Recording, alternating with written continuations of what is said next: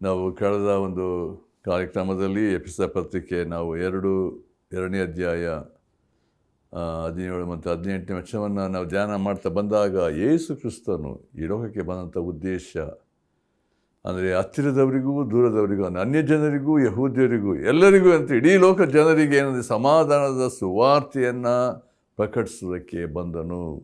ಯಾರ್ಯಾರು ಯೇಸುವನ್ನು ನಂಬಿದಾರೋ ಅವರಿಗೆ ಏನಂತೆ ತನ್ನ ಒಂದೇ ಆತ್ಮವನ್ನು ಕೊಟ್ಟಿದ್ದಾನೆ. ಪರಿಶುದ್ಧಾತ್ಮನು ಏನಂದರೆ ಒಂದು ದೇಶಕ್ಕೆ ಇನ್ನೊಂದು ಬೇರೆ ಆ ರೀತಿಯಲ್ಲ, ಒಂದೇ ಆತ್ಮನನ್ನು ನಂಬಿದಂಥ ಪ್ರತಿಯೊಬ್ಬರಿಗೆ ಕೊಟ್ಟಿದ್ದಾನೆ ಎಂಬುದಾಗಿ ನೋಡ್ತೇವೆ. ಅಲ್ಲಿ ಇನ್ನೊಂದು 3ನೇ ವಿಷಯ ನೋಡಿದೆ ಏನಂದರೆ ನಾವು ಯೇಸು ಕ್ರಿಸ್ತನ ಮೂಲಕವಾಗಿ ತಂದೆಯ ದೇವರ ಬಳಿಗೆ ಹೋಗುವಂಥ ಮಾರ್ಗ, ಅಂದರೆ ಯೇಸು ಕ್ರಿಸ್ತನೇ ನಮಗೆ ಮಾರ್ಗವಾಗಿದ್ದಾನೆ. ಸ್ವರ್ಗಕ್ಕೆ ಇರ್ತಕ್ಕಂಥ ಮಾರ್ಗ ಯೇಸು ಕ್ರಿಸ್ತನ ಹೆಸರಿನಲ್ಲಿ ಮತ್ತು ಯೇಸು ಕ್ರಿಸ್ತನ ಮೂಲಕವಾಗಿ. ಯಾಕೆಂದರೆ ಯೇಸು ಕ್ರಿಸ್ತನು ಪರಲೋಕದಿಂದ ಲೋಕಕ್ಕೆ ಬಂದು ನಮಗೋಸ್ಕರ ಪ್ರಾಣ ಕೊಟ್ಟನು. ಯಾಕೆಂದರೆ ನಾವು ಪಾಪದ ಶಿಕ್ಷೆಯನ್ನು ಶಿಲುಬೆಯಲ್ಲಿ ಹೊಂದಬೇಕಾಗಿತ್ತು. ಆದರೆ ನಮ್ಮ ಪಾಪದ ಸಾಲವನ್ನು ಶಿಲುಬೆಯಲ್ಲಿ ತೀರಿತು ಎಂಬುದಾಗಿ ಹೇಳಿದನು ಎಂಬುದಾಗಿ ನೋಡುವಾಗ ತನ್ನ ಅಮೂಲ್ಯವಾದ ರಕ್ತವನ್ನು ಸುರಿಸಿ ಆತನು ಏನಂದರೆ ಹೂಣಲ್ಪಟ್ಟು 3ನೇ ದಿವಸ ಸತ್ತವರಿಂದ ಜೀವಿತನಾಗಿ ಎದ್ದು ಬಂದಿದ್ದಾನೆ. ಮರಣವು ಆತನ ಹಿಡಿಯಲು ಸಾಧ್ಯ ಆಗಲಿಲ್ಲ ಎಂಬುದಾಗಿ ನೋಡ್ತೇವೆ. ಇದೇ ಸುವಾರ್ತೆ ಪ್ರಿಯರೇ. ಈ ಸುವಾರ್ತೆ ನಿನ್ನ ಜೀವಿತವನ್ನು ಬದಲಾಯಿಸಿದೆಯೋ? ಯೇಸು ಕ್ರಿಸ್ತನ ಸುವಾರ್ತೆ, he came and preach the peace. ಯೇಸು ಕ್ರಿಸ್ತನಿಗೆ ಒಳಪಟ್ಟ ಪ್ರಿನ್ಸ್ ಆಫ್ ಪೀಸ್ ಎಂಬುದಾಗಿ. ಇದು ಯಾರ್ಯಾರ ಜೀವಿತ ಯೇಸುವನ್ನು ನಂಬುವಂಥವ್ರು ಯೇಸುವಿನ ಸುವಾರ್ತೆ ಕೇಳಿದಂಥವರಲ್ಲಿ ಆಗುವಂಥ ಒಂದು ಕಾರ್ಯ. ಆ ಸುವಾರ್ತೆ ದೇವರ ಬಲಸ್ವರೂಪವಾಗಿದ್ದು ನಮ್ಮನ್ನು ಏನಂದರೆ ಮಾರ್ಪಡಿಸುವಂಥ ಶಕ್ತಿ ಉಂಟು. ಯಾಕೆಂದರೆ ದೇವರಾತ್ಮನ ನಮ್ಮನ್ನು ಸತ್ಯದಲ್ಲಿ ನಡೆಸುವವನಾಗಿದ್ದಾನೆ. ಇವತ್ತು ನಾವು ಮುಂದಿನ ವಾಕ್ಯವನ್ನು ಧ್ಯಾನ ಮಾಡಲಿಕ್ಕಿದ್ದೇವೆ. ಎಫೆಸ ಪತ್ರಿಕೆ ನಿಮ್ಮ ಸತ್ಯವೇದ ಇರುವುದಾದ ದಯಮಾಡಿ ನೊಟ್ಟಿಗೆ ಎಫೆಸ ಪತ್ರಿಕೆ 2ನೇ ಅಧ್ಯಾಯದ 19ನೇ ವಚನವನ್ನು ನೋಡಬೇಕೆಂಬುದಾಗಿ ನಿಮ್ಮನ್ನು ಪ್ರೀತಿಯನ್ನು ಕೇಳಿಕೊಳ್ತೇನೆ. ನಾನು ಹೀಗೆ ಬರೆಯಲ್ಪಟ್ಟಿದೆ, ಈಗಿರಲಾಗಿ ನೀವು ಇನ್ನು ಮೇಲೆ ಪರದೇಶದವರು ಅನ್ಯರೂ ಆಗಿರದೆ ದೇವ ಜನರೊಂದಿಗೆ ಒಂದೇ ಸಂಸ್ಥಾನದವರು, ದೇವರ ಮನೆಯವರು ಆಗಿದ್ದೀರಿ ಎಂಬುದಾಗಿ ನೋಡ್ತೇವೆ.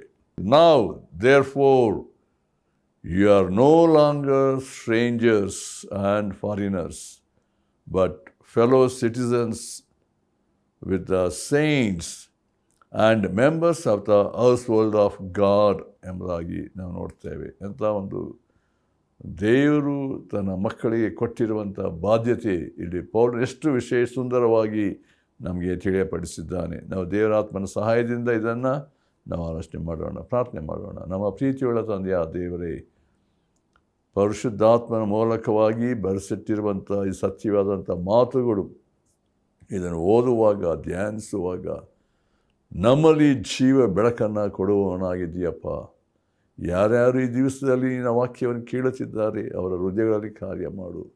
ಎಲ್ಲ ಅಸತ್ಯದಿಂದ ಕರ್ತನೆ, ಎಲ್ಲ ಸುಳ್ಳಾದ ಬೋಧನೆಗಳಿಂದ, ಲೋಕದ ಸಂಗತಿಗಳಿಂದ ಸೈತಾನ ಎಲ್ಲೆಲ್ಲಿ ಮೋಸಪಡಿಸಿದ್ದಾನೆ, ಅಸತ್ಯವನ್ನು ತುಂಬಿದ್ದಾನೆ, ಅಂಧಕಾರತೆಯಿಂದ ಬಿಡುಗಡೆ ಮಾಡಿ ಕರ್ತನೆ ಸತ್ಯದಲ್ಲಿ ಜನರು ಅದನ್ನು ನಿನ್ನ ವಾಕ್ಯದ ಸತ್ಯತೆಯನ್ನು ನಿನ್ನ ನಂಬಿ ನಿನ್ನಿಂದ ಬಿಡುಗಡೆ ಹೊಂದುವಂತೆ ಅವರ ಆತ್ಮೀಯ ಕಣ್ಣುಗಳನ್ನು ತೆರೆಯಬೇಕೆಂಬುದಾಗಿ ನಾವು ಪ್ರಾರ್ಥಿಸ್ತೇವೆ. ಕರ್ತನೆ, ಈ ಸಮಯದಲ್ಲಿ ಯಾರ್ಯಾರು ಯಾವ್ಯಾವ ಸ್ಥಿತಿಯಲ್ಲಿದ್ದಾರೆ ಅವರ ಕೊರತೆಗನುಸಾರವಾಗಿ ಮಾತಾಡಬೇಕೆಂಬುದಾಗಿ ಬೇಡ್ತೇನೆ. ನೀನು ನಾಮವನ್ನು ಘನಪಡಿಸ್ಕೊಳ್ಳಪ್ಪ. ಯೇಸು ಕ್ರಿಸ್ತನ ಹೆಸರನ್ನು ಬೇಡ್ತೇನೆ ತಂದೆಯೇ, ಆಮೇನ್. ಪೌಲನು ಈ ವಾಕ್ಯವನ್ನು ಪ್ರತ್ಯೇಕವಾಗಿ ಬರೆದಿರುವಂಥ ಉದ್ದೇಶ ಏನಂತ ಹೇಳಿದ್ರೆ, ಈ ಎಫೆಸದಲ್ಲಿದ್ದಂಥ ಜನರು ಅವರ ಬ್ಯಾಕ್ಗ್ರೌಂಡ್ ನಮ್ಗೆ ಗೊತ್ತುಂಟು. ಅವ್ರ ಹಿನ್ನೆಲೆ ಯಾರು ಅಂತ ಹೇಳಿದ್ರೆ ವಿಗ್ರಹಾರಾಧಕರಾಗಿದ್ದವರು, ಅನ್ಯ ಜನರಾಗಿದ್ದಂಥವರು, ಬೇರೆ ಬೇರೆ ಸಂಪ್ರದಾಯಗಳ ಕಟ್ಟಡಗಳಲ್ಲಿ ಇದ್ದಂಥವರು. ಆದರೆ ಯೇಸು ಕ್ರಿಸ್ತನ ಸುವಾರ್ತೆ ಅವರ ಜೀವಿತವನ್ನು ಸಂಪೂರ್ಣವಾಗಿ ಮಾರ್ಪಡಿಸಿದೆ ಎಂಬುದಾಗಿ ನೋಡ್ತೇವೆ. ಯಾಕೆಂದರೆ ದೇವರವಾಕ್ಯ ಹೇಳ್ತದೆ, ಒಬ್ಬನು ಈ ಕ್ರಿಸ್ತನಿದ್ದರೆ ನೂತನ ಸೃಷ್ಟಿಯಾದನು, ಪೂರ್ವಸ್ಥಿತಿಗೆ ಎಲ್ಲ ನೂತನವಾಯಿತು. ಪ್ರಿಯರೇ, ಯಾವಾಗ ಯೇಸು ಕ್ರಿಸ್ತನ ಸಂಬಂಧಕ್ಕೆ, ಯೇಸು ಕ್ರಿಸ್ತನ ಸುವಾರ್ತೆಯನ್ನು ಕೇಳುವಂಥ ಪ್ರತಿಯೊಬ್ಬರ ಜೀವಿತಲಾಗುವಂಥ ಒಂದು ಸಂಗತಿ ಅಂದರೆ ಅವ್ರು ಇದ್ದಾಗಿರುವುದಿಲ್ಲ. ಪ್ರಿಯರೇ, ಇದು ನೀನು ಅನುಭವ ಆಗಿದೆಯೋ? ಯೇಸು ಕ್ರಿಸ್ತನ ಸುವಾರ್ತೆ ನಂಬಿದ ಅಂಥ ಸಮಯದಲ್ಲಿ ಇನ್ನು ಪಾಪದಲ್ಲಿ ಜೀವಿಸ್ತಾ ಇದ್ದೀಯೋ? ಇನ್ನು ನೀನು ಆದರೆ ಪಾಪದ ಬಿಡುಗಡೆ ಯೇಸು ಕ್ರಿಸ್ತನ ಸುವಾರ್ತೆ ಏನು ಮಾಡ್ತದೆ, ನಂಬಿಕೆ ಮೂಲಕವಾಗಿ ಸ್ವೀಕರಿಸುವಾಗ ನಾವು ಯೇಸು ಕ್ರಿಸ್ತನಲ್ಲಿ ನೂತನ ಸೃಷ್ಟಿ, ಕತ್ತಲೆ ಹೋಗಿ ಬೆಳಕು ಪ್ರವೇಶವಾಯಿತು. ಎಂಥ ಒಂದು ವಿಶೇಷವಾದಂಥ ಒಂದು ಅನುಭವದ ಒಂದು ಮಾತು ಪ್ರಿಯರೇ. ಇಲ್ಲಿ ಅದಕ್ಕೋಸ್ಕರ ಹೇಳ್ತಿದ್ದಾನೆ, ಇಲ್ಲಿ ಪೌಲ್ ಹೇಳಬೇಕಾದ್ರೆ, ನೀವು ಅಂದರೆ ಯೇಸು ಕ್ರಿಸ್ತನನ್ನು ನಂಬಿದಂಥ ನೀವು, ನಿಮ್ಮ ಹಿನ್ನೆಲೆ ಏನೇ ಆಗಿರ್ಬೋದು, ನಿನ್ನ ಹಿನ್ನೆಲೆ, ನೀನು ಯಾವ ಸ್ಥಿತಿ, ನಿನ್ನ ಕುಲ, ಭಾಷೆ, ಯಾವುದೇ ಸನ್ನಿವೇಶ ಸಂಗತಿಯಲ್ಲಿ ಒಂದು ರೀತಿ ನೋಡಬೇಕಾದ್ರೆ ಹೀನ ಸ್ಥಿತಿಯಲ್ಲಿ ಇರಬಹುದು. ಆದರೆ ಪ್ರಿಯರೇ, ಯೇಸುವಿನ ಪರಿಚಯ, ಯೇಸುವಿನ ಅನ್ಯೋನ್ಯತೆಗೆ, ಯೇಸು ಕ್ರಿಸ್ತನ ಬಳಿಗೆ ಬರುವಾಗ ನಿನ್ನ ಜೀವಿತದಲ್ಲಿ ಆಗುವಂಥ ಒಂದು ಕಾರ್ಯ, ಯೇಸು ಕ್ರಿಸ್ತನ ಮಾಡುವಂಥ ಒಂದು ಕಾರ್ಯ ನಿನ್ನ ಸಂಪೂರ್ಣವಾಗಿ ನಿನ್ನ ಆಂತರ್ಯ ಜೀವಿತವನ್ನು, ನಿನ್ನ ಹೃದಯದ ಸ್ಥಿತಿಯನ್ನು ಅದು ಬದಲಾಯಿಸೋದು ಮಾತ್ರವಲ್ಲ, ನಿನ್ನಲ್ಲಿ ನಿಜವಾದಂಥ ಸಮಾಧಾನ, ಶಾಂತಿ ಮಾತ್ರವಲ್ಲ, ಆ ನಂಬಿಕೆ, ನಿರೀಕ್ಷೆ, ಪರಲೋಕದ ಬಾಧ್ಯತೆ ನಾವು ನೋಡ್ತೇವೆ. ನಾವು ಪ್ರತ್ಯೇಕವಾಗಿ ದೇವರ ವಾಕ್ಯದ ಲೋಕನ ಸುವಾರ್ತೆ 15ನೇ ಅಧ್ಯಾಯ ನೋಡುವಾಗ, ಒಬ್ಬ ಪಾಪಿ ದೇವರ ಕಡೆ ತಿರುಗಿಕೊಳ್ಳುವುದಾದರೆ ಪರಲೋಕದಲ್ಲಿ ದೇವರ ಎಷ್ಟೋ ಸಂತೋಷ ಉಂಟಂತೆ. ಇನ್ನೊಂದು ಸತ್ಯ ಏನಂದರೆ, ಯೇಸು ಕ್ರಿಸ್ತನು ನಮ್ಮ ಹೆಸರುಗಳನ್ನು ಏನಂತೆ ಜೀವಬಾಧೆ ಪಟ್ಟಿಯಲ್ಲಿ ಬರೆಯುತ್ತಾನಂತೆ. ಈ ನನ್ನ ಮಗನು, ಈ ನನ್ನ ಮಗಳು ನನ್ನ ನಂಬಿದರಿಂದ ಇನ್ನು ಸೈತಾನಿಗೆ ಸಂಬಂಧಪಟ್ಟಿಲ್ಲ, ಈ ಲೋಕಕ್ಕೆ ಸಂಬಂಧಪಟ್ಟಿಲ್ಲ, ಅವ್ರು ನನಗೆ ಸಂಬಂಧಪಟ್ಟು ನನ್ನ ಮಕ್ಕಳು. ಅದಕ್ಕೆ ದೇವರವಾಕ್ಯ ಹೇಳ್ತದೆ, ಯಾರ್ಯಾರು ಆತನ ಅಂಗೀಕರಿಸಿದರೋ, ಅಂದರೆ ಆತನ ಹೆಸರು ನಂಬಿಕಿಟ್ಟು ಅವರಿಗೆ ಏನಂದರೆ ದೇವರ ಮಕ್ಕಳಾಗುವಂಥ ಅಧಿಕಾರ. Gave the power to become sons of children of God. ಅಧಿಕಾರ ಕೊಡಲ್ಪಟ್ಟಿದೆ, ದೇವರ ಮಕ್ಕಳಾಗುವಂಥ ಅಧಿಕಾರ. ಇನ್ನು ಮೇಲೆ ನನ್ನ ಹಿನ್ನೆಲೆ, ನನ್ನ ಪಾಪ ಸ್ಥಿತಿ ಇಲ್ಲ, ಹೊರಟು ಹೋಯಿತು. ಅದಕ್ಕೋಸ್ಕರ ನಾವು ಯೋಹಾನ ಸುವಾರ್ತೆ ಕಾರ್ಯಕ್ರಮ ನೋಡಿದ್ದೇವೆ 5:24 ಯಾರ ನನ್ನ ಮಾತುಗಳನ್ನು ಕೇಳಿ ನಾನು ಕಳಿಸಿದ ನಂಬುವವನು ನಿತ್ಯ ಜೀವನಿದ್ದಾನೆ. ಅಷ್ಟೇ ಅಲ್ಲ, ಅವನು ತೀರ್ಪಿಗೆ ಗುರಿಯಾಗುವುದೇ ಇಲ್ಲವಂತೆ, ಮರಣದಿಂದ ಪಾರಾಗಿ ಜೀವಕ್ಕೆ ಸೇರಿದ್ದಾನೆ. ಎಂಥ ಒಂದು ಟ್ರಾನ್ಸ್ಫಾರ್ಮೇಷನ್ ಅವನ ಜೀವಿತದಲ್ಲಿ. ಆದ್ದರಿಂದ ಪ್ರಿಯರೇ, ದೇವರನ್ನು ಅರಿಯದಂಥವರು, ಕ್ರಿಸ್ತನನ್ನು ತಿಳಿಯದಂಥವರು, ಅನ್ಯ ಜನರು ಲೋಕದ ಕಸವೋ ವಲಸೋ ಎಂಬಂತಿದ್ದಂಥ ಯಾವ ಗಣನೆಗೆ ಬಾರದವರಾಗಿದ್ದ ನಮಗೆ ದೇವರ ಕರುಣೆ, ದೇವರ ಕೃಪೆ, ಆತನ ಪ್ರೀತಿ ನಮ್ಮ ಮೇಲೆ ವಿಶೇಷವಾಗಿ ತೋರಿ ಬಂದದ್ದು ಏನಂತ ಹೇಳಿದ್ರೆ, ಆತ ನಮ್ಮನ್ನು ಹುಡುಕಿಕೊಂಡು ಬಂದು ರಕ್ಷಿಸಿದ್ದಾನೆ. ಆತನ ಪ್ರೀತಿಯನ್ನು ವ್ಯಕ್ತಪಡಿಸಿದ ರೀತಿಯಲ್ಲಿ ನಮ್ಮನ್ನು ಕರುಣಿಸಿ ತನ್ನ ಕೃಪೆಯ ಮೂಲಕವಾಗಿ, ದೇವರವಾಕ್ಯ ಹೇಳ್ತದೆ, ಕೃಪೆಯ ಮೂಲಕ ನಂಬಿಕೆಯಿಂದ ನಾವು ಯೇಸುವನ್ನು ನಂಬಿದಾಗ ನಮ್ಮ ಆಂತರ್ಯ ಜೀವಿತ ಬದಲಾಯಿತು. ಅಂದರೆ ನಾವು ರಕ್ಷಿಸಲ್ಪಟ್ಟಂಥ ಒಂದು ಅನುಭವ ಸಂಗತಿ ನಮ್ಮ ಜೀವಿತದಲ್ಲಿ ಹೇಗೆ ಆಯಿತು ಎಂಬುದನ್ನು ಪ್ರತ್ಯೇಕವಾಗಿ ನೋಡಬೇಕಾದ್ರೆ, ಅಲ್ಲಿ ಹೇಳುವ ಮೊದಲನೇ ಸಂಗತಿ ಏನಂತ ಹೇಳಿದ್ರೆ, 3 ವಿಷಯಗಳನ್ನು ನೋಡ್ತಾ ಇದ್ದೇವೆ ಈ ವಾಕ್ಯದಲ್ಲಿ. ನೀವು ಇನ್ನು ಮೇಲೆ ಪರದೇಶದವರು, ಅನ್ಯರು ಅಲ್ಲ. ನೀವು ಈ ಮೊದಲನೇ ಸತ್ಯ ನಾವು ತಿಳ್ಕೊಳ್ಳಬೇಕೆಂದರೆ, ನನ್ನ ಹಿನ್ನೆಲೆ ಏನೇ ಇರ್ಬೋದು, ನನ್ನ ಹಿನ್ನೆಲೆ, ನನ್ನ ಸ್ಥಳ, ಕುಲ, ಭಾಷೆ, ಜನಾಂಗ, ಯಾವುದೇ ಸ್ಥಿತಿ ಇರಬಹುದು. ಆದರೆ ಏನಂದರೆ ಯೇಸು ಕ್ರಿಸ್ತನಲ್ಲಿ ನಾವು ಏನಂತ ಹೇಳಿದ್ರೆ, ನಾವು ನೂತನ ಸೃಷ್ಟಿಗಳು, ಆತನ ಮಕ್ಕಳಾಗಿದ್ದೇವೆ, ಪರಲೋಕದ ಸಮಸ್ಥಾನದವರಾಗಿದ್ದೇವೆ. ಅದನ್ನು ನೋಡ್ರಿ, ಎಫೆಸ ಪತ್ರಿಕೆಯನ್ನು ಅದನ್ನು 2ನೇ ಅಧ್ಯಾಯದಲ್ಲಿ ಅದನ್ನು ಆಲೋಚನೆ ಮಾಡಿದ್ದೇವೆ. 12ನೇ ವರ್ಷದಲ್ಲಿ ನಾವು ನೋಡಬೇಕಾದ್ರೆ ಒಂದು ಮಾತು ಬರೆಯಲ್ಪಟ್ಟಿದೆ, ನೀವು ಪೂರ್ವ ಕಾಲದಲ್ಲಿ ಕ್ರಿಸ್ತನನ್ನು ಸೇರಿದವರಾಗಿದ್ದು ಇಸ್ರಾಯೇಲ್ ಹಕ್ಕಿನಲ್ಲಿ ಪಾಲಿಲ್ಲದವರು, ಅಬ್ರಾಮನಿಗೆ ಉಂಟಾದ ವಾಗ್ದಾನಕ್ಕೆ ಸಂಬಂಧವಾದ ಒಡಂಬಡಿಕೆಗಳಲ್ಲಿ ಸೇರಿದವರು, ಈ ಲೋಕದಲ್ಲಿ ಯಾವ ನಿರೀಕ್ಷೆ ಇಲ್ಲದವರು, ದೇವರು ಅರಿಯದವರು ಆಗಿದ್ದಾರೆ ಅಂತ ಜ್ಞಾಪಕ ಮಾಡಿಕೊಳ್ಳ್ರಿ. Remember this, your background. ನಾವೆಂಥ ಸ್ಥಿತಿಯಲ್ಲಿದ್ದಂಥವರು, ಆದರೆ ಈಗ ಕ್ರಿಸ್ತನಲ್ಲಿ ಏನಾಗಿದ್ದೇನೆ ಅನ್ನುವಂಥದ್ದು ಭಾಳ ಒಂದು ವಿಶೇಷವಾದಂಥ ಒಂದು ಸಂಗತಿ. ನಾವು 12ನೇ ವಚನಕ್ಕೂ 19ನೇ ವಚನಕ್ಕೂ ನೋಡಬೇಕಾದ್ರೆ ಅಲ್ಲಿ ಹೇಗೆ ದೇವರು ನಮ್ಮನ್ನು ಮಾರ್ಪಡಿಸಿದ್ದಾನೆ, ಇದು ಭಾಳ ಒಂದು ಪ್ರತ್ಯೇಕವಾದಂಥ ಒಂದು ಸಂಗತಿ. ಸೈತಾನನ ರಾಜ್ಯದಲ್ಲಿದ್ದಂಥ ನಮ್ಮನ್ನು ಈಗ ತನ್ನ ಪ್ರಿಯ ಕುಮಾರನಾಗಿ ಸೇರಿಸಿದ್ದಾನೆ. ಕೊಲೊಸ್ಸೆ ಪತ್ರಿಕೆ 1:13 ನೋಡ್ತೇವೆ. ಇದು ದೇವರ ಒಂದು ವಿಶೇಷವಾದ ಕಾರ್ಯ ಪ್ರಿಯರೇ. 2ನೇ ವಿಷಯಕ್ಕೆ ಬರೋಣ. ಯಾಕೆಂದರೆ ನಾನು ಇಲ್ಲಿ 3 ಸತ್ಯಗಳನ್ನು ನಾನು ಆಲೋಚನೆ ಮಾಡ್ತಿದ್ದೇವೆ ವಾಕ್ಯದಲ್ಲಿ. ಮೊದಲನೇದಾಗಿ ನಾವು ಇನ್ನು ಮೇಲೆ ಏನಂದರೆ ಪರದೇಶರು, ಅನ್ಯರು ಅಲ್ಲ, ಈಗ ನಾವು ಹೊಸ ಸೃಷ್ಟಿಗಳಾಗಿದ್ದೇವೆ ಎಂಬುದಾಗಿ ನೋಡ್ತೇವೆ. 2ನೇದಾಗಿ ಅಂದರೆ ಈಗ ನಾವು ದೇವ ಜನರಿಗೆ ಒಂದೇ ಸಂಸ್ಥಾನದವರು. ಇದು ಭಾಳ ವಿಶೇಷ ಸಂಗತಿ. But fellow citizens with the saints ಎಂಬುದಾಗಿ. ನಾವು ಏನಂತ ಹೇಳಿದ್ರೆ ನಮ್ಮ ಏನಂದರೆ ಯೇಸು ಕ್ರಿಸ್ತನ ನಂಬಿದ ನಂತರ ನಾವು ಇನ್ನೊಂದು ಹೊಸ ಕುಟುಂಬಕ್ಕೆ ನಾವು ಸೇರಿ ಬಂದಿದ್ದೇವೆ. ದೇವರು ಆಶ್ಚರ್ಯವಾದ ರೀತಿಯಲ್ಲಿ ನಮ್ಮನ್ನು ಏನಂತ ಹೇಳಿದ್ರೆ ದೇವ ಜನರ ಅನ್ಯೋನ್ಯತೆ, ಪ್ರೀತಿ, ಐಕ್ಯತೆಯಲ್ಲಿ ಅದು ಸಭೆ ಎಂಬುದಾಗಿ ಹೇಳ್ತೇವೆ ನಾವು. ಪ್ರತ್ಯೇಕವಾಗಿ ಅಲ್ಲಿರುವಂಥ ಪೌಲ್ ಹೇಳಬೇಕಾದ್ರೆ ಒಂದೇ ಸಂಸ್ಥಾನದವರು, ಒಂದೇ ರಾಜ್ಯಕ್ಕೆ ನಾವು ಸಂಬಂಧಪಟ್ಟಂಥವರು ಎಂಬುದಾಗಿ. ಪರಲೋಕ ಸಂಸ್ಥಾನದವರು ನಾವು. ಈ ಲೋಕ ನಮ್ಮದಲ್ಲ. ಒಂದು ವಿಷಯ ತಿಳ್ಕೊಳ್ಬೇಕು, ದೇವರು ನಮ್ಮನ್ನು ಕೆಟ್ಟದಾಗಿರುವಂಥ ಲೋಕದಿಂದ ನಮ್ಮನ್ನು ಪ್ರತ್ಯೇಕಿಸಿದ್ದಾನೆ. ನಮ್ಮನ್ನು ಸಂಪೂರ್ಣವಾಗಿ ನೂತನ ಜೀವಿತ ಅಷ್ಟೇ ಅಲ್ಲ, ನಮಗೆ ಪರಲೋಕದ ಬಾಧ್ಯತೆಯನ್ನು ಕೊಟ್ಟಿರಬೇಕು. ಅದನ್ನು ನಾವು ಎದುರು ನೋಡುವಂಥವರಾಗಿದ್ದೇವೆ. ಇದು ಭಾಳ ಉತ್ಕೃಷ್ಟವಾದಂಥ ಆಲೋಚನೆ. ನಾವು ಇದರ ಭಾಗದಲ್ಲಿ ನಾವು ನೋಡುವಂಥವರಾಗಿದ್ದೇವೆ. ಅದರಿಂದ ನಾವು ಪ್ರತ್ಯೇಕವಾಗಿ ಗಲಾತ್ಯ ಪತ್ರಿಕೆ ಅಲ್ಲಿ 4:26 ನಾವು ನೋಡಬೇಕಾದ್ರೆ ಎರಡು ಸಂಗತಿಯನ್ನು ಹೇಳ್ತಿದ್ದಾನೆ. ಅಲ್ಲಿ ಯೆರೂಸಲೇಮ್, ಸೀನಾಯಿ ಪರ್ವತ ಉಂಟು ಮತ್ತು ಯೆರೂಸಲೇಮ್ ಎಂಬುದಾಗಿ ನೋಡ್ತೇವೆ. ಇಲ್ಲಿ ನಾವು 26ನೇ ವರ್ಷಕ್ಕೆ ಬರುವಾಗ, ಆದರೆ ಮೇಲಣ ಯೆರೂಸಲೇಮ್ ಎಂಬವಳು ಸ್ವತಂತ್ರಳು, ಇವಳೇ ನಮಗೆ ತಾಯಿ. ಅಲ್ಲಿರುವ ಸಂಗತಿ ಏನಂತ ಹೇಳಿದ್ರೆ, ದೇವರು ನಮ್ಮನ್ನು ಏನಂತ ಹೇಳಿದ್ರೆ ಅಂಧಕಾರದಲ್ಲಿ ದಾಸತ್ವದಲ್ಲಿದ್ದಂಥ ನಮ್ಮನ್ನು ಬಿಡುಗಡೆ ಮಾಡಿ ನಮ್ಮನ್ನು ಏನಂದರೆ ಯೆರೂಸಲೇಮ್ ಅಂತ ಹೇಳಬೇಕಾದ್ರೆ, ಯೆರೂಸಲೇಮ್ ಅಂತ ಹೇಳಬೇಕಾದ್ರೆ ಯಾಕೆ ಸ್ವತಂತ್ರಳು, ಬಿಡುಗಡೆ ಹೊಂದಿದಂಥವಳು ಎಂಬುದನ್ನು ನಾವು ನೋಡ್ತೇವೆ. ನಾವು ಫಿಲಿಪ್ಪಿ ಪತ್ರಿಕೆ 3ನೇ ಅಧ್ಯಾಯದಲ್ಲಿ 20ನೇ ವಚನದಲ್ಲಿ ಬರುವಾಗಲೂ ಕೂಡ ಅಲ್ಲಿ ಒಂದು ಮಾತನ್ನು ಅಲ್ಲಿ ಪೌಲ್ ಹೇಳ್ತಿದ್ದಾನೆ. ನಾವಾದರೂ ಏನಂದರೆ ಪರಲೋಕ ಸಂಸ್ಥಾನದವರು ಅಷ್ಟೇ ಅಲ್ಲ, ಏನಂತೆ ಕರ್ತನಾದ ಯೇಸು ಕ್ರಿಸ್ತನು ಅಲ್ಲಿಂದಲೇ ರಕ್ಷಕನಾಗಿ ಬರುವುದನ್ನು ಎದುರು ನೋಡ್ತಾ ಇದ್ದೇವೆ.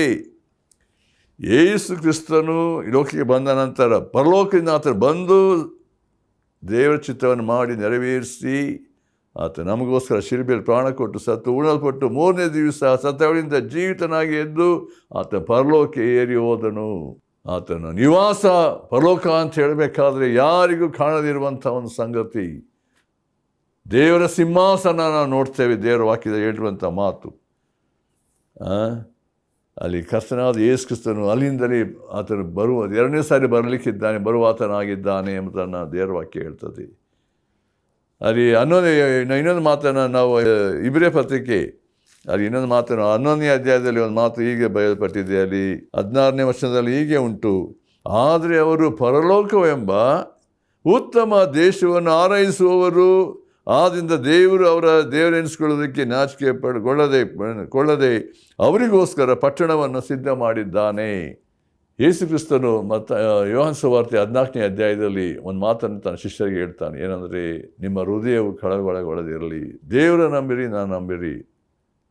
ನಾನು ನಿಮಗೋಸ್ಕರ ಬಿಡಾರವನ್ನು ಸಿದ್ಧ ಮಾಡೋಕ್ಕೆ ಹೋಗ್ತೇನೆ. ಮುಂದೆ ವಾಕ್ಯ ಏನಂತ ಹೇಳಿದ್ರೆ, ನಾನು ಬಂದು ನಿಮ್ಮನ್ನು ಕರ್ಕೊಂಡು ಹೋಗ್ತೇನೆ, ಯಾಕೆ ನಾನಿರುವ ಸ್ಥಳದಲ್ಲಿ ನೀವಿರಬೇಕು. ನಿಮಗೆ ಸ್ಥಳವನ್ನು ಸಿದ್ಧ ಮಾಡೋಕ್ಕೆ ಹೋಗ್ತೇನೆ.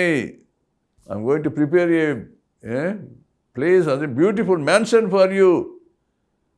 ನಾನು ಎಲ್ಲಿದ್ದೀನಿ ಅಲ್ಲಿರಬೇಕು. ದೇವರು ನಮ್ಮ ಒಂದು ವೇಳೆ ಯಾವಾಗ ನಾವು ಹೇಳುವಂಥ ಒಂದು ವಿಷಯ, ನಮಗೆ ಅನೇಕರಲ್ಲಿ ನಾವು ಸೇವೆಯನ್ನು ಮಾಡ್ತಿರುವ ಸಮಯ ಅನೇಕ ಕಡೆಗೆ ಹಳ್ಳಿಗಳಿಗೆ ಹೋದಾಗ ನೋಡುವಾಗ ಅನೇಕರ ಹಿನ್ನೆಲೆ ನೋಡ್ತೇವೆ. ಗುಡಿಸಿನಲ್ಲಿ ವಾಸ ಮಾಡ್ತಾರೆ, ಕಷ್ಟದಲ್ಲಿದ್ದಾರೆ, ಬಡತನದಲ್ಲಿದ್ದಾರೆ.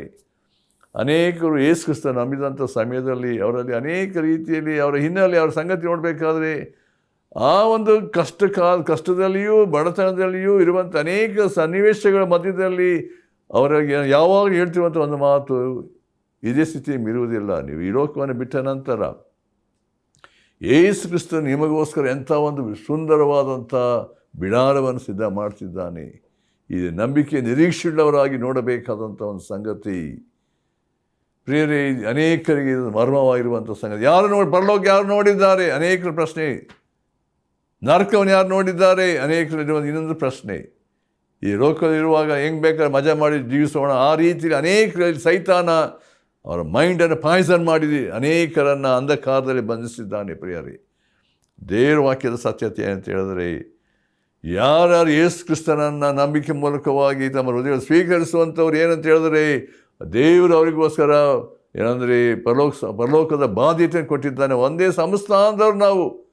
ಅಲ್ಲಿ ದೇವರ ಪ್ರಸನ್ನತೆ, ದೇವರ ನಿವಾಸ ಸ್ಥಾನದ ಮಧ್ಯದಲ್ಲಿ ಉಂಟು ಎಂಬುದನ್ನು ನಾವು ಪ್ರತ್ಯೇಕ ಪ್ರಕಟಣೆಯಲ್ಲಿ ನಾವು ನೋಡ್ತೇವೆ. ಸತ್ಯವೇದ ಅನೇಕ ಭಾಗದಲ್ಲಿ ನೋಡಬೇಕಾದ್ರೆ ನಾವು ಇನ್ನೊಂದು ಮಾತನ್ನು ಅದೇ ಇಬ್ರಿಯ ಪತ್ರಿಕೆ 12ನೇ ಅಧ್ಯಾಯದಲ್ಲಿ ಒಂದು ಮಾತು ಹೀಗೆ ಬರೆಯಲ್ಪಟ್ಟಿದೆ, 22ನೇ ವಚನ. ಆದರೆ ನೀವು ಚೀಯೋನ್ ಪರ್ವತಕ್ಕೂ ಜೀವ ಸ್ವರೂಪನಾದ ದೇವರ ಪಟ್ಟಣವಾಗಿರುವ ಪರಲೋಕದ ಯೆರೂಸಲೇಮಿಗೂ ಉತ್ಸಾಹ ಸಂಘದಲ್ಲಿ ಕೂಡಿರುವ ಕೋಟ್ಯಾನುಕೋಟಿ ದೇವದೂತರ ಬಳಿಗೂ ಪರಲೋಕದಲ್ಲಿ ಹೆಸರು ಬರೆಸಿಕೊಂಡಿರುವ ಚೊಚ್ಚಲ ಮಕ್ಕಳ ಸಭೆಗೂ ಎಲ್ಲರಿಗೆ ನ್ಯಾಯಾಧಿಪತಿಯಾಗಿರುವ ದೇವರ ಬಳಿಗೂ ಸಿದ್ಧಿಗೆ ಬಂದಿರುವ ನೀತಿವಂತರ ಆತ್ಮಗಳ ಬಳಿಗೂ ಹೊಸ ಒಡಂಬಡಿಕೆಗೆ ಮಧ್ಯಸ್ಥನಾಗಿರುವ ಯೇಸುವಿನ ಬಳಿಗೂ ಬಂದಿದ್ದೀರಿ ಎಂಬುದನ್ನು ಅನೇಕ ಸಂಗತಿಗಳನ್ನು ಹೇಳ್ತಿದ್ದಾನೆ. ದೊಡ್ಡ ಒಂದು ವಾಕ್ಯ ಹೇಳಬೇಕಾದ್ರೆ ಅಲ್ಲಿರುವಂಥ ಸತ್ಯ ಅಂತ ಹೇಳಿದ್ರೆ, ನಾವು ಯಾವ ಸ್ಥಳಕ್ಕೆ ಬಂದಿದ್ದೇವೆ, ರಕ್ಷಿಸಲ್ಪಟ್ಟಂಥ ಪ್ರತಿಯೊಬ್ಬ ದೇವರ ಮಕ್ಕಳಿಗೆ ಇರ್ತಕ್ಕಂಥ ಒಂದು ಶ್ರೇಷ್ಠವಾದ ಸಂಗತಿ ಪರಲೋಕದ ನಿವಾಸ. ಪ್ರಿಯರೇ, ಕೋಟಿ ದೇವದೂತರಿದ್ದಾರೆ, ಸೇವೆ ಮಾಡೋದು ನಮಗೆ ಸೇವೆ ಮಾಡೋದಕ್ಕೋಸ್ಕರ ಇದ್ದಾರೆ. ಅವರು ನಮಗೆ ಹುಡುಗದವರು ಎಂಬುದಾಗಿ ಅಲ್ಲಿ ದೇವರ ವಾಕ್ಯ ಹೇಳ್ತದೆ. ಪ್ರಿಯರೇ, ನಮ್ಮ ಮುಂದಿನ ನಿರೀಕ್ಷೆ ಏನು? ಅನೇಕ ವೇಳೆ ನಾವು ಇನ್ನು ಅದನ್ನು ಕಂಡಿಲ್ಲ, ಕೇಳಿಲ್ಲ ಅಂತ ಹೇಳ್ತೇವೆ. ಆದರೆ ನಿರೀಕ್ಷೆಯಲ್ಲಿ ದೇವರ ವಾಕ್ಯ ಹೇಳ್ತದೆ, ಆ ಸೌಭಾಗ್ಯ, ಮುಂದಿನ ಸೌಭಾಗ್ಯ, ತನ್ನ ಮಕ್ಕಳಿಗೋಸ್ಕರ ದೇವರು ಸಿದ್ಧ ಮಾಡಿರುವಂಥ ಶ್ರೇಷ್ಠವಾದನ್ನು ನಾವು ನಂಬಿಕೆ ಮೂಲಕವಾಗಿ ಕಾಣುವಾಗ, ಯೇಸು ಕ್ರಿಸ್ತನು ಬರುವಾಗ, ಮಹಿಮೆ ಬರುವಾಗ ನಮ್ಮ ದೇಹಗಳು ಮಾರ್ಪಾಟ ಆಗ್ತದೆ, ಮಹಿಮೆ ಶರೀರಗಳಾಗ್ತೇವೆ. ಆತನ ಜೊತೆಯಲ್ಲಿ ಸದಾಕಾಲ ಆ ಪರಲೋಕದ ಸಂಸ್ಥಾನದವರಾಗಿ ಎಲ್ಲ ದೇವರ ಮಕ್ಕಳೊಟ್ಟಿಗೆ ಏನಂದರೆ ಒಂದೇ ನಾವು ಕುರುಬನು, ಒಂದೇ ಮಂದಿಯಾಗಿ ನಾವು ಕರ್ತನನ್ನು ಆರಾಧಿಸುವಂಥ ಒಂದು ಶ್ರೇಷ್ಠವಾದಂಥ ಬಾಧ್ಯತೆ ಮುಂದೆ ಉಂಟು ಎಂಬುದಾಗಿ ನಾವು ನೋಡ್ತೇವೆ. ಅದರಿಂದ ಈ ನಂಬಿಕೆಯ ನಿರೀಕ್ಷೆ ನಿನ್ನಲ್ಲಿ ಉಂಟು. ಕರ್ತನನ್ನು ನಂಬಿದಂಥ ಮಕ್ಕಳಿಗೆ ದೇವರೆಂಥ ಒಂದು ನಿರೀಕ್ಷೆಯನ್ನು ಕೊಟ್ಟಿದ್ದಾನೆ. ಅನೇಕರು ಲೋಕದ ಯಾತ್ರೆಯನ್ನು ಮುಗಿಸ್ತಾರೆ, ಅನೇಕರಿಗೆ ಮುಂದೆ ಏನು ಗೊತ್ತಿಲ್ಲ, ನಿತ್ಯತ್ವ ಏನೆಂಬುದಾಗಿ ಗೊತ್ತಿಲ್ಲ. ಪ್ರಿಯರೇ, ಯಾರು ಯೇಸು ಕ್ರಿಸ್ತನನ್ನು ನಂಬಿದಂಥ ಮಕ್ಕಳಿಗೆ ನಾವು ಪರಲೋಕದ ಬಾಧ್ಯತೆ ನೋಡುವಾಗ ಆ ಸಂತೋಷ, ಸಮಾಧಾನ ಅವರ ಹೃದಯಗಳಲ್ಲಿ ನನ್ನ ಕರ್ತನನ್ನು ಮುಖಾಮುಖಿಯಾಗಿ ನೋಡಿ ದೇವರ ವಾಕ್ಯ ಹೇಳ್ತದೆ, ಯುಗಾಂತರವರೆಗೂ ನಾವು ಆತನ ಜೊತೆ ಇರುತ್ತೇವೆ ಎಂಬಂಥ ಒಂದು ಸಂಗತಿ. ಅದರಿಂದ ಈ ಕರ್ತನ ನಂಬಿದಂಥ ಮಕ್ಕಳಿಗೆ ಇರ್ತಕ್ಕಂಥ ಒಂದು ಸಂಗತಿ, ದೇವ ಜನರೊಂದಿಗೆ ಒಂದೇ ಸಂಸ್ಥಾನದವರು, ಒಂದು ಕುಟುಂಬವಾಗಿ ಇರುವಂಥವರಾಗಿದ್ದೇವೆ. ಮೂರನೇದಾಗಿ ನೋಡಬೇಕಾದ್ರೆ ನಾವು ದೇವರ ಮನೆಯವರು ಆಗಿದ್ದೇವೆ. Members of the house hold of god. ನಾವು ದೇವರ ಮನೆಯವರು ಅಂದರೆ ದೇವರಿಗೆ ಒಂದು ಕುಟುಂಬ ಉಂಟು ಎಂಬುದಾಗಿ ನೋಡ್ತೇವೆ. ಅದು ಮನುಷ್ಯರಿಂದ ಮಾಡಲ್ಪಟ್ಟಿಲ್ಲ, ಅದು ಆದರೆ ಆತ್ಮನಿಂದ ಆಗಿರುವಂಥ ಒಂದು ನಾವೇನಂದರೆ ಯೇಸು ಕ್ರಿಸ್ತನು ತನ್ನ ಆತ್ಮನನ್ನು ಕೊಟ್ಟಿರುವಾಗ ಪರಿಶುದ್ಧಾತ್ಮ ಮೂಲಕವಾಗಿ ನಮ್ಮನ್ನು ಏನು ಮಾಡಿದ್ದಾನೆ, ನಮ್ಮ ಜೀವಿತ ಮಾರ್ಪಡಿಸಿ ತನ್ನ ಆತ್ಮ ಮೂಲಕವಾಗಿ ಒಂದೇ ಕುಟುಂಬವಾಗಿ ನಮ್ಮನ್ನು ಏನು ಮಾಡಿದ್ದಾನೆ, ಬಾಧ್ಯಸ್ಥಿಕೆಗೆ ನಮ್ಮನ್ನು ನಡೆಸಿದ್ದಾನೆ ಎಂಬುದಾಗಿ ನಾವು ದೇವರ ವಾಕ್ಯದಲ್ಲಿ ನಾವು ನೋಡ್ತೇವೆ. ಇನ್ನು ಅನೇಕ ಭಾಗದ ಅನೇಕ ಸಂಗತಿ ನೋಡಬೇಕಾದರೆ ಅಲ್ಲಿ ಇರುವಂಥ ಸತ್ಯತೆ ಹೀಗೆ ಉಂಟು. ಏನಂತ ಹೇಳಿದ್ರೆ, ನಾವು ದೇವರ ಮನೆಯವರು ಅಂದರೆ ಅಲ್ಲಿರುವಂಥ ಸಂಗತಿ ಅಂದರೆ ಅದು ಸಭೆಗೆ ಹಿಡಿರುವಂಥ ಒಂದು ಸಂಗತಿಯನ್ನು ನೋಡ್ತೇವೆ. ಯೇಸು ಕ್ರಿಸ್ತನ ರಕ್ತದಿಂದ ಏನಂದರೆ ನಾವು ವಿಮೋಚಿಸಲ್ಪಟ್ಟವರಾಗಿ, ಬಿಡುಗಡೆ ಹೊಂದಿದವರಾಗಿ, ನಮ್ಮ ಹಿನ್ನೆಲೆ ಯಾವುದೇ ಇರಬಹುದು, ಆದರೆ ಈಗ ದೇವರ ಕುಟುಂಬಕ್ಕೆ, ದೇವರ ಆ ಒಂದು ಅನ್ಯೋನ್ಯತೆಗೆ, ಆ ಸಭೆಗೆ ಆತನೇ ಈ ಶಿರಸ್ಸು ಒಡೆಯನಾಗಿರುವಾಗ ಆತನಲ್ಲಿ ನಾವು ಐಕ್ಯವಾಗಿದ್ದೇವೆ ಎಂಬುದಾಗಿ ನಾವು ನೋಡ್ತೇವೆ. ಪೌಲನು ಅದಕ್ಕೆ ಒಂದು ಮಾತು ಹೇಳ್ತಾನೆ. ನಾವು ಪ್ರತ್ಯೇಕವಾಗಿ ಎಫೆಸ ಪತ್ರಿಕೆ ಅದನ್ನು ಆಲೋಚನೆ ಮಾಡಬೇಕಾದ್ರೆ ಅವನೊಂದು ಪ್ರಾರ್ಥನೆ ಮಾಡ್ತಾನೆ. ಏನಂತ ಹೇಳಿದ್ರೆ, ಈ ಸತ್ಯಗಳನ್ನು, ದೇವರು ಮಾಡಿರುವಂಥ ಕಾರ್ಯಗಳನ್ನು ನಾವು ನೋಡಬೇಕಾದ್ರೆ ಇರುವಂಥ ಸಂಗತಿ 18ನೇ ವರ್ಷದಲ್ಲಿ ಏನಂದರೆ ಅದು ಒಂದು ಪ್ರಾರ್ಥನೆ ಮಾಡ್ತಾನೆ. ಏನಂದರೆ ನೋಡಿ, ಎಫೆಸ 1:18 ಆತನು ನಿಮ್ಮ ಮನನೇತ್ರಗಳನ್ನು ಬೆಳಗಿಸಿ ಆತನಿಂದ ಕರೆಸಿಕೊಂಡವರು ನಿರೀಕ್ಷಿಸುವ ಪದವಿ ಎಂತೆಂಬುದನ್ನು, ದೇವಜನರೆಂಬ ಆತನ ಸ್ವಾಸ್ಥ್ಯದ ಮಹಿಮಾತಿಶಯವು ಎಂಥದೆಂಬುದನ್ನು ನಂಬುವರಾದ ನಮ್ಮಲ್ಲಿ ಆತನು ಸಾಧಿಸುವ ಪರಾಕ್ರಮವು ಎಷ್ಟು ಅತಿಶಯವಾದ ಎಂಬುದನ್ನು ತಿಳ್ಕೊಳ್ಳುವಂತೆ ಅನುಗ್ರಹಿಸಲಿ. ನೋಡ್ರಿ, ಎಂಥ ಒಂದು ಉತ್ಕೃಷ್ಟವಾದ ಸಂಗತಿ. ದೇವರು ತನ್ನ ಮಕ್ಕಳಿಗೋಸ್ಕರ ಮಾಡಿರುವಂಥ ಕಾರ್ಯವನ್ನು ನಾವು ಕಾಣಬೇಕಾದ, ಅನುಭವಿಸಬೇಕಾದ ದೇವರು ನಮ್ಮ ಆತ್ಮೀಯ ಕಣ್ಣುಗಳನ್ನು ತೆರೆಯಬೇಕು. ನಮ್ಮ ಸ್ವಂತ ಜ್ಞಾನದಿಂದ, ತಿಳುವಳಿಕೆಯಿಂದ ಯಾವ ಶಕ್ತಿಯನ್ನು ತಿಳ್ಕೊಳ್ಳೋ ಸಾಧ್ಯತೆ ಇಲ್ಲ. ಅದಕ್ಕೋಸ್ಕರ ದೇವರ ಮಹತ್ತರವಾದಂಥ, ಅತಿಶಯವಾದಂಥ ಮಹಿಮೆಯನ್ನು ಕಾಣಬೇಕಾದರೆ, ದೇವರೇ ನಿನ್ನ ವಾಕ್ಯದ ಸತ್ಯತೆಗಳನ್ನು ಗ್ರಹಿಸ್ಕೊಳ್ಬೇಕಾದ್ರೆ ನಮ್ಮ ಆತ್ಮೀಯ ಕಣ್ಣಿನ ದೇವರಿಗೆ ತೆರೆಯ ಮಾಡಪ್ಪ. ಯಾವಾಗ ಪರಿಶುದ್ಧಾತ್ಮ ತಾನೇ ಆ ಒಂದು ಪ್ರಕಟಣೆಯನ್ನು, ಆ ಸತ್ಯವನ್ನು ನಮಗೆ ತಿಳಿಯಪಡಿಸುವಾಗ ಅದರಲ್ಲಿ ನಾವು ಆನಂದಿಸುವುದಕ್ಕೆ ಸಾಧ್ಯತೆ ಉಂಟು. ನಮ್ಮ ಜ್ಞಾನದಿಂದ ಅಲ್ಲ ಪ್ರಿಯರೇ, ದೇವರ ವಾಕ್ಯದ ಎಲ್ಲ ಸಂಗತಿಗಳನ್ನು ನೋಡಬೇಕಾದ್ರೆ ಆ ದೇವರು ಹೇಗೆ ಪ್ರಕಟಿಸಿದ್ದಾನೆ. ಅದಕ್ಕೋಸ್ಕರ ನಾವು 2 ಕೊರಿಂಥ 6ನೇ ಅಧ್ಯಾಯದಲ್ಲಿ ಇನ್ನೊಂದು ಮಾತನ್ನು ಪ್ರತ್ಯೇಕವಾಗಿ ಆತನು ಹೇಳಬೇಕಾದ್ರೆ 4 ಓದಬೇಕಾದ್ರೆ ಒಂದು ಪ್ರತ್ಯೇಕತೆ ನೋಡ್ತೇವೆ. ನೀವು ಕ್ರಿಸ್ತ ನಂಬಿಕೆಯೊಂದಿಗೆ ಸೇರಿ ಜೋಡಾಗಬೇಡ್ರಿ ಎಂಬುದಾಗಿ ಹೇಳಬೇಕಾದ್ರೆ ದೇವರ ಮಂದಿರಕ್ಕೂ ವಿಗ್ರಹಗಳಿಗೂ ಒಪ್ಪಿಗೆ ಏನು ಎಂಬುದಾಗಿ ಹೇಳಿದ ನಂತರ ಮಾತು ಹೇಳ್ತಿದ್ದೆ 16ನೇ ವರ್ಷದಲ್ಲಿ, ನಾವು ಜೀವ ಸ್ವರೂಪನಾದ ದೇವರ ಮಂದಿರವಾಗಿದ್ದೇವಲ್ಲ. ದೇವರು ನಮ್ಮನ್ನು ಯಾವ ಒಂದು ಸ್ಥಿತಿಗೆ ಮಾರ್ಪಡಿಸಿದ್ದಾನೆ. ನಾವು ಯಾರು ಅಂತ ಹೇಳಬೇಕಾದ್ರೆ ಈಗ ನಮ್ಮ ಹಿನ್ನೆಲೆ ಭಯಂಕರವಾದ ಸ್ಥಿತಿಯಲ್ಲಿತ್ತು, ಆದರೆ ಈಗ ಯೇಸು ಕ್ರಿಸ್ತನಲ್ಲಿ ದೇವರ ವಾಕ್ಯ ಹೇಳ್ತದೆ, ನಾವು ಜೀವ ಸ್ವರೂಪನಾದ ದೇವರ ಮಂದಿರವಾಗಿದ್ದೇವೆ. ಅಂದರೆ ದೇವರು ನಮ್ಮ ಮಧ್ಯೆ ವಾಸ ಮಾಡುವ ಆತನಾಗಿದ್ದಾನೆ. ದೇವರು ಕಟ್ಟಡಗಳಲ್ಲಿ ವಾಸ ಮಾಡುವವನಲ್ಲ. ಅನೇಕ ತಿಳ್ಕೊಳ್ತೇವೆ ಕಟ್ಟಡದಲ್ಲಿ ಆತ ವಾಸ ಮಾಡುವಂಥ ಅದಿಲ್ಲ. ಅದು ಏನಂದರೆ ಯೇಸು ಹೇಳಿದ ಮಾತು, ಎಲ್ಲಿ 2-3 ಅನ್ಯ ಸೇರಿಬಾರ್ದು ಅವರ ಮಧ್ಯೆ ಇರುತ್ತೇನೆ. ದೇವರ ಪ್ರಸನ್ನತೆ, ದೇವರ ಸಾನ್ನಿಧ್ಯ ಇರುವಂಥ ದೇವರ ಮಕ್ಕಳ ಮಧ್ಯದಲ್ಲಿ ಆತ ಮೇಲೆ ವಾಸ ಮಾಡುವಾತನಾಗಿದ್ದ ತನ್ನ ಆತ್ಮನ ಮೂಲಕವಾಗಿ ಎಂಬುದನ್ನು ತಿಳ್ಕೊಳ್ಬೇಕು. ಇದು ನಿಜವಾದ ಸಂಗತಿ. ಆತ ಗುಡಿಗಳಲ್ಲಿ ವಾಸ ಮಾಡುವಂಥವನಲ್ಲ. ಮನುಷ್ಯನು ಪಾಪದಿಂದ ಬಿಡುಗಡೆ ಹೊಂದಿದ ನಂತರ, ಅದು ಯೇಸು ಕ್ರಿಸ್ತ ರಕ್ತ ಶುದ್ಧೀಕರಿಸಲ್ಪಟ್ಟ ನಂತರ ಆತ ನಮ್ಮಲ್ಲಿ ಬಂದು ವಾಸ ಮಾಡುವಾಗ ನಿನ್ನ ದೇಹ ದೇವರಿಗೆ ಗುಡಿಯಾಗಿದೆ ಎಂಬುದನ್ನು ನಿನಗೆ ಗೊತ್ತಿಲ್ಲವೋ? ದೇವರ ವಾಕ್ಯ ಹೇಳ್ತದೆ. ನಾವು 1 ಕೊರಿಂಥ 6:19 ನೋಡಬೇಕಾದ್ರೆ, know you not you the temple of living God. ನಾವು ದೇವರ ವಾಕ್ಯ ಅನೇಕ ಭಾಗ ನೋಡಬೇಕಾದ್ರೆ ದೇವರು ನಮ್ಮನ್ನು ಪರ್ಚೇಸ್ ಮಾಡಿದ್ದಾನೆ, ನಮ್ಮ ಕ್ಷಯ ಕೊಟ್ಟು ತೆಗೆದುಕೊಂಡಿದ್ದಾನೆ. ನೀವು ಜೀವ ಸ್ವರೂಪನ ದೇವರ ಮಂದಿರವಾಗಿದ್ದೀರಲ್ಲ, ದೇವರು ನಮ್ಮ ಮಧ್ಯೆ ವಾಸ ಮಾಡುವಾತನಾಗಿದ್ದಾನೆ. ಇಲ್ಲಿರುವಂಥ ಅನೇಕ ಸತ್ಯಗಳನ್ನು ದೇವರ ವಾಕ್ಯದಲ್ಲಿ ನಾವು ನೋಡ್ಬೋದು, ಆದರೆ ನನಗೆ ಸಮಯ ಇಲ್ಲ. ಆದ್ದರಿಂದ ಈ ಸಮಯದಲ್ಲಿ ಕರ್ತನ ಒಂದು ಪ್ರಸನ್ನತೆ, ದೇವರ ಸನ್ನಿಧಾನದಲ್ಲಿ ನಾವು ಜೀವಿಸುವಾಗ ನಮಗಿರ್ತಕ್ಕಂಥ ಒಂದು ವಿಶೇಷವಾದ ಸಂಗತಿ ಅಂದರೆ, ನಾವು ದೇವರ ಒಂದು ಮನೆಯವರು, ಅಂದರೆ ನಾವು ದೇವರ ಸಭೆಯವರಾಗಿರಬೇಕು. ಆತನ ರಕ್ತವನ್ನು ಶುದ್ಧೀಕರಿಸಲ್ಪಟ್ಟು ನಾವು ಆತ ಅನ್ಯೋನ್ಯತೆಯಲ್ಲಿ ಜೀವಿಸುವಂತೆ ದೇವರು ನಮ್ಮನ್ನು ನಡೆಸುವಂಥವನಾಗಿದ್ದ. ಅದಕ್ಕೋಸ್ಕರ ಗಲಾತ್ಯ 6:1 ಮಾತು ನೋಡ್ತೇವೆ, ಒಂದೇ ಮನೆಯಂತಿರುವ ಕ್ರಿಸ್ತ ನಂಬಿಕೆಯವರಿಗೆ ಒಳ್ಳೆಯದು ಮಾಡೋಣ ಎಂಬುದಾಗಿ ಒಂದು ಮಾತು ವಾಕ್ಯ ಉಂಟಲ್ಲಿ. ದೇವರ ಮಕ್ಕಳಿರುವಂಥ ಒಂದು ಸಂಗತಿ ಏನಂದರೆ, ನಾವು ದೇವರ ಮಕ್ಕಳಲ್ಲಿ ಇರುವ ಒಂದು ಪ್ರೀತಿ ಅಂದರೆ ಒಬ್ಬರನ್ನೊಬ್ಬರು ಪ್ರೀತಿಸುವಂಥವರು ಅಷ್ಟೇ ಅಲ್ಲ, ಅನ್ಯೋನ್ಯತೆಯಲ್ಲಿ ಐಕ್ಯತೆಯಲ್ಲಿ ಜೀವಿಸುವಂಥ ಒಂದು ಒಂದೇ ಮನಸ್ಸು, ಪರಿಶುದ್ಧಾತ್ಮ ಉಂಟಾಗುವಂಥ ಐಕ್ಯತೆಯನ್ನು ಕಾಪಾಡಿಕೊಳ್ಳ್ರಿ ಎಂಬುದಾಗಿ ದೇವರ ವಾಕ್ಯದಲ್ಲಿ ನಾವು ನೋಡ್ತೇವೆ.